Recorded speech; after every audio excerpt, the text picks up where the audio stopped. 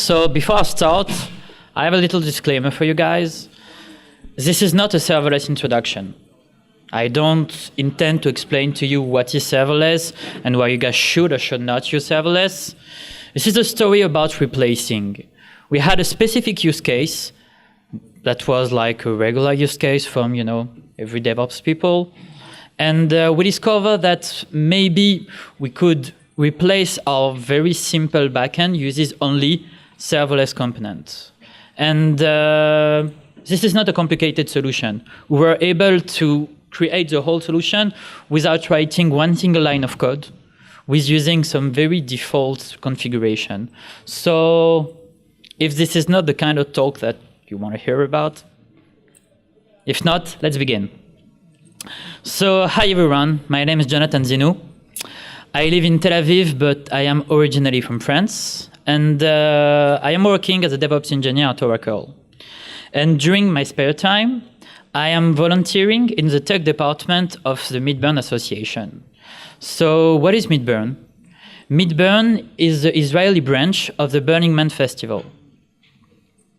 But above the fact that it is a festival, Midburn is a community made by people for the people.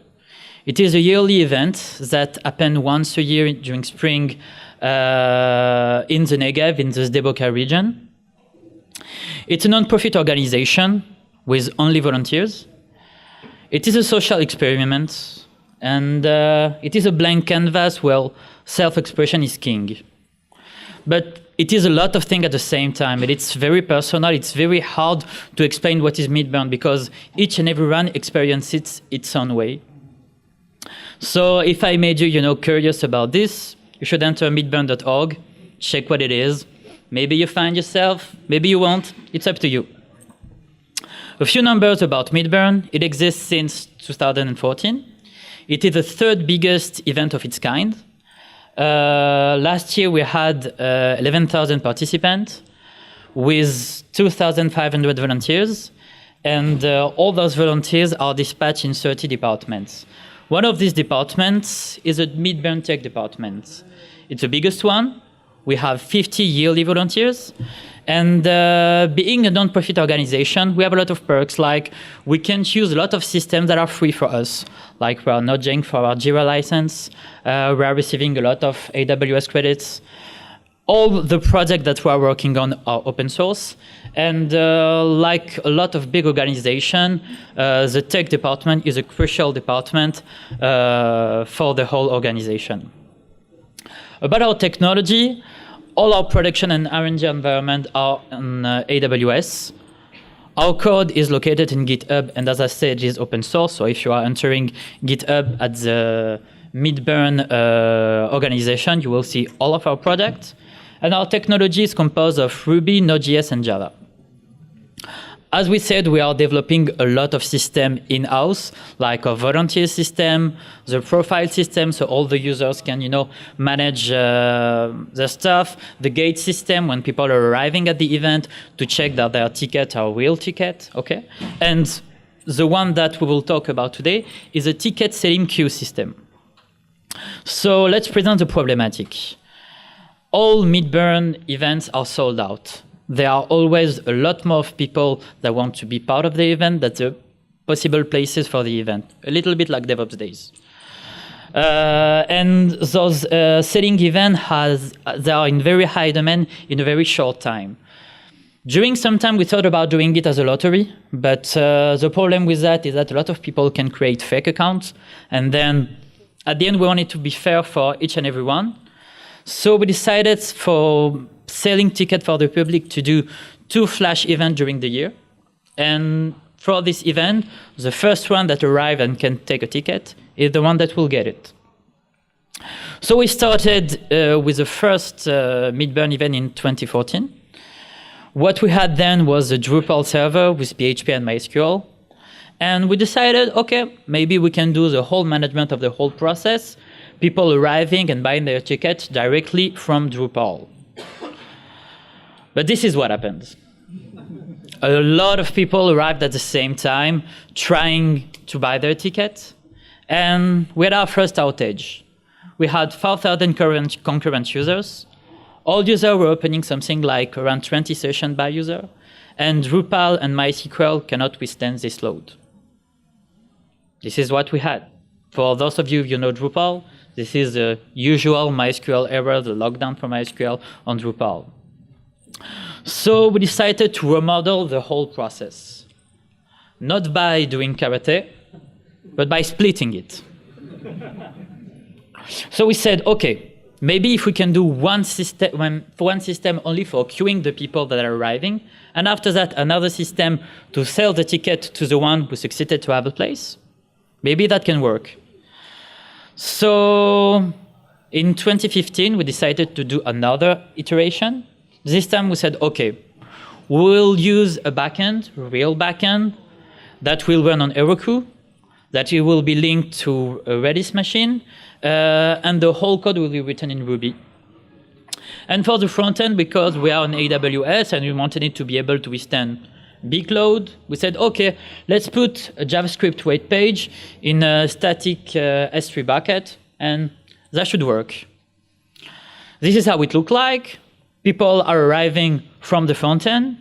The front end will direct them to the backend in Heroku. The Heroku backend is rating the data in the Redis, and after that, we will pull our data in a CSV files in S3 that we will be able to read afterwards to decide which people can have a ticket and not. This is how it looked like. People were arriving to the page, and they were telling them, okay, at 7 o'clock in the evening, the queue will be open, and you'll be able to enter your email. After that, the first X people that will enter the email will receive a notification. You are one of the first, you can buy your ticket, and that's it. And after that, when we see that we have enough people in the queue, we are just closing it, and the sale is over. In 2015, it was a great success. Like, we had almost nobody that was left out. And we said, okay, in 2016, then we're good.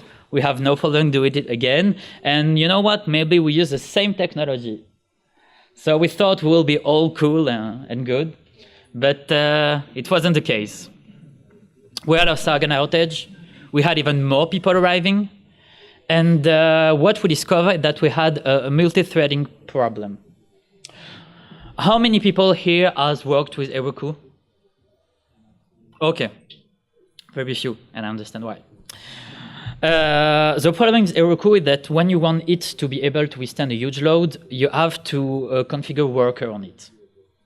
And if you don't configure worker, it just will not withstand the load. And what we had a domino effect. What was happening?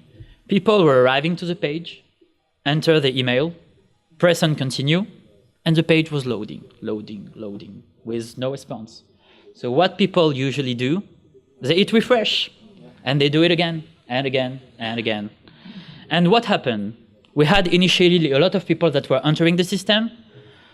Of course, the backend was swamped, and people were like, okay, let's hit refresh. And it was making the backend even more swamped. So what we understood from it? We understood from it that we cannot know in advance what will be the size of the queue, how many people will arrive. Okay. And on the other hand, after checking our logs file, we discovered that a lot of people were using script. I was like, okay, maybe if I refresh my page a lot more, it will help.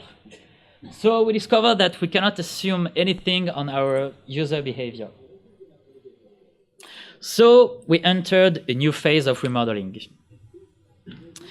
We said, okay, now we have our sale in 2017. For the front end, we will still use JavaScript and S3 because it just works. But for the back end, we said, okay, if we don't have any server, we don't have anything to configure, maybe it will be easier. So we found this document from the AWS webpage that is helping us to, by using a combination of an API gateway and Amazon Kinesis, we can create a proxy of Kinesis Firehose using an API gateway. And this is what we decided to use. So the Amazon product that we use in our solution is, first of all, an Amazon CloudFront. For those of you who don't know it, it's a great CDN. Really, it doesn't cost a lot, and it's very effective and easy to use. After that, we decided to use Amazon API Gateway because it's a fully managed service. It lets you create an API really easily with great monitoring on top of it, and it can withstand huge scale. And the third product that we decided to use was Amazon Kinesis Firehose. Okay, it's a tool that lets you manage streaming data and load streaming data. It's nearly real time, and it can withstand huge loads also. So this is how the solution looks like. The user arrives. We have a static website in S3 that is receiving the request from the users. Then the requests are being passed as post to the API gateway.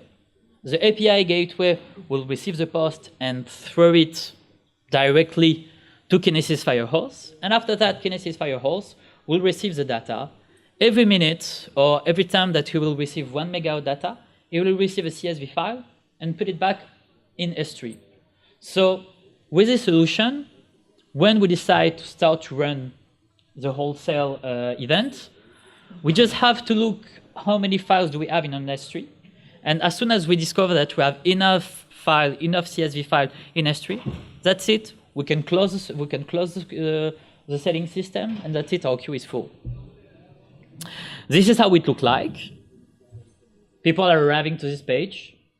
But then we decided to make a little twist in our static S3 website. We'll say, OK, the website that people, the landing page that people will arrive to, the first thing that we will check is, OK, is the queue is open? Is the other page that is responsible of people entering the email is open? If it is, we pass to it. If it's not, let's wait 5 seconds and reload the page. You will understand later why it is important. So people arrive, they put their email inside, and they receive the notification that that's it. Your email is in, you're in the queue, you will receive a notification, and good luck. So now that everything was ready, we decided to test it. We took a big, very big machine, and we sent something like 10 million requests. We received no error, so I think we were ready. So the only thing that we need to do was to cross our fingers. And for the second sale of this year, of last year, we got ready. We put everything up. We put a countdown, and we started it on time. And these are the graphs from the actual sale that we had last year. What you can see is, first of all, people started to be on the page since 6:30 in the evening, even if we said them that the sale would happen at 8. And what you can see is that due to the fact that we were all the time checking that the queue web page was open, it gives the opportunity to the API gateway to do some kind of warm-up. So when the real thing happened, the API gateway was already up, was already behaving like we needed it to behave. And during the whole sale, we arrived to 3 million requests from the sale. And what you can see from the time too, is that at the time that we started the sale to the time that we decided to close it, a very little time has passed. And why is that? Because the whole sale itself took 15 minutes, like when we decided to be up until the end. We had 3,000 users that tried to enter the queue. From these 3,000, we had 300 lucky that received the ticket. The time that it took for these 300 people to enter the queue was 4 seconds. So in 4 seconds, that's it. We had, as I said earlier, 3 million requests. And for those 3 million requests, we had 0 error. Like the API was withstanding the load perfectly. And when we asked the non-tech people of Midburn what they thought about it, they were like, guys, what you made was pretty amazing, because people will always be angry and frustrated due to the fact that they can have a ticket. But at least with this solution, they are sure that it's not a technological problem. It's just a luck. They didn't arrive on time, and people were there before, stuff like that. But you have to understand that every time that we were having this kind of outage, people were very angry and people were very frustrated. And if you were then entering the Facebook page of Midburn, you could see a lot of, insult and stuff like that. But at the end, for us, it was a good way to, to get new people in the team. Because it was like, okay, you think that you can have a better solution for this problem? Come to us, help us, teach us. So if you think that maybe you, after thinking this solution, you think you can do something better, make it, working better. So you can send an email to tech@midburn.org or enter the Midburn Tech Facebook page. And we will welcome you guys. Okay, thank you.